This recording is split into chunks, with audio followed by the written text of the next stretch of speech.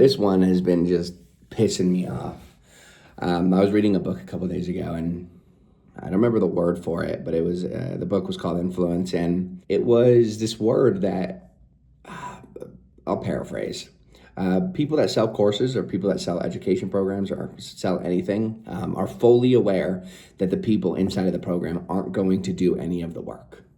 And so then you get one of two things. You get people who then increase their program to make it even better, to help the people that they know aren't going to do any work to do some work. But then number two, people then sell scam courses because, you know, they know nobody's going to fucking use them anyway. And honestly, this doesn't piss me off because of the, you know, people selling the courses are scamming. It pisses me off because there's a word for 99% of people. And you watching this are most likely of that percentage. People look at you and expect you to fail. And I think that this has a large degree of an impact on how our society functions, because you got to understand the way you do one thing is the way you operate in everything, right? If you go to the gym and you're super lazy, I can most guarantee that when you're at home, you're super lazy as well. Or if you're really messy at this one thing, you're going to be messy at everything. If you're really good at video games, I can absolutely guarantee that you'd be good at anything that you put your mind to, because the way you do one thing is the way you do everything in this world. And looking at the statistics of, the amount of people that are just completely failing in life, is ridiculous. Whether it's overweightness or whether it's they're sleeping with their woman who's cheating on them. I actively know, like, some of my old best friends, like one of them is down and he fell victim to this. You know, his woman's getting on fucking yachts and people are, you know, she's doing it for photo shoots, for money. You make a ton of money while you're letting your girl do that. And then he's got a bunch of fucking photos, or she's got a bunch of photos all over Instagram, just being, you know, half naked, and he doesn't care, right? It's like society in and of itself is failing. And it's funny because you can then look at these people and then expect them to fail, because you know that nobody does anything. And I've been in the education space for like upwards of 7 years now, where we teach people how to make money online. And the sad realities is 99% of the people in there just do not do anything. It doesn't matter what I do. It doesn't matter how good I make these programs. It doesn't matter how much effort I put into establishing a step-by-step game plan system for people. It's not the system that's not working.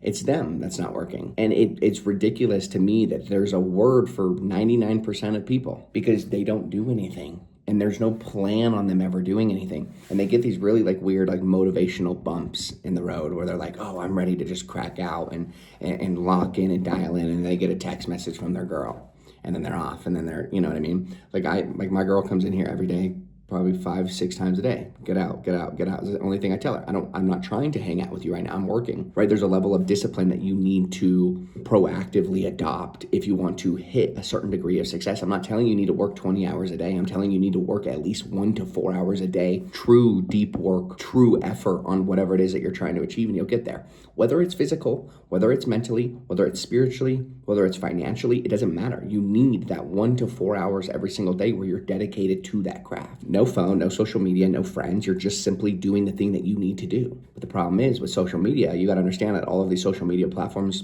algorithms are designed to keep you distracted, right? Think of it. Like, if I'm creating a social media platform, the number one thing I need people to do is scroll. So what am I going to do? I'm going to show them content that engages them to scroll. So then you have all of these different platforms. You have Twitter, you have X, you have TikTok, you have Instagram, Reddit, all these different platforms. And all of them are battling for your attention, because the platform that gets the most views makes the most money. So you have all of these companies that are, you know, competing against each other, trying to develop the new systems to keep you engaged and locked onto their platforms, right? And then you have a lot of mental health issues that stem from it. Right? You have people that are, you know, get body dysmorphia. I don't know a single woman right now who doesn't have body dysmorphia, right? They'll be, you know, 5 foot nothing, 100 nothing.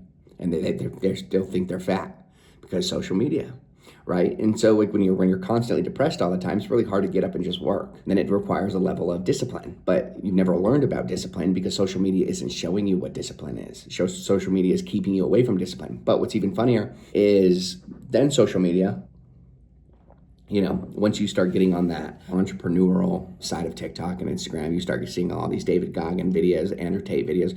maybe even my videos. And that's social media feeding them to you because they know that it's a newfound mental masturbation, right? Where we know that this guy's not going to do anything because he's a part of the 99% of people. So we're going to feed him exactly what he wants, knowing that it's still not going to cause him to go out and make a change. You can watch my videos all day long, get motivated, but you're still not going to do anything, right? You're still not going to stand up and go and start working and dedicate your life to a certain craft. You're not going to do it, right? So the social media feeds you exactly what you want for a newfound mental masturbation. Now you feel productive because you're constantly learning, and then that extrapolates you into a new found mental framework of productive procrastination.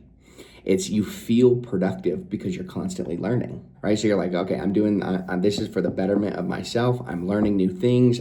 Tomorrow is gonna be my my big day, but then tomorrow's big day never happens because now you're back to the YouTube videos, getting motivated, getting ready to do it. Tomorrow's gonna be my big day.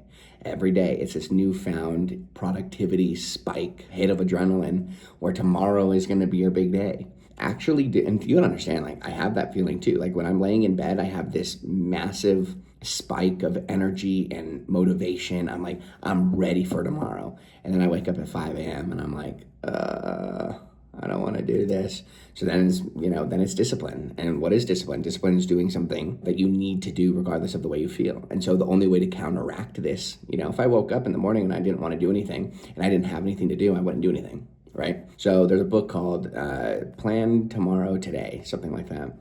And, at night when you're feeling really motivated, ready to crack things out, that's the time that you break down the things that you're going to do tomorrow, right?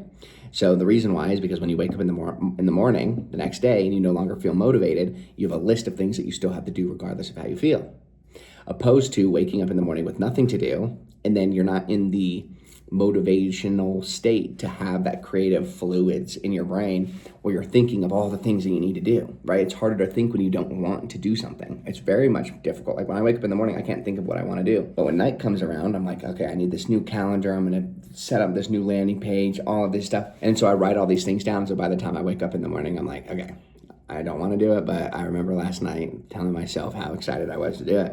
So it's like the wealthy just expecting you to fail is just sad. It really is sad, considering, like in the last video we talked about, wealth having an exact formula, and anybody can really achieve it. It's just nobody wants to achieve it. And I don't think it's not that nobody wants to. I just think they don't have the right framework. They haven't installed the right framework in their mind, and the lack of confidence is so bad that they just don't have confidence in themselves or the things that they're going to do. But anyway, I mean, if it's something that you want to fix, it's a very easy thing to fix. I mean, you identify exactly what it is that you want to achieve, whether that's make money or that's, get jacked or become a chef. It doesn't matter what it is. You identify the things that you want to do, and then you write down the things that need to happen in order to get to that level. And then you simply start checking off the boxes. You start doing them.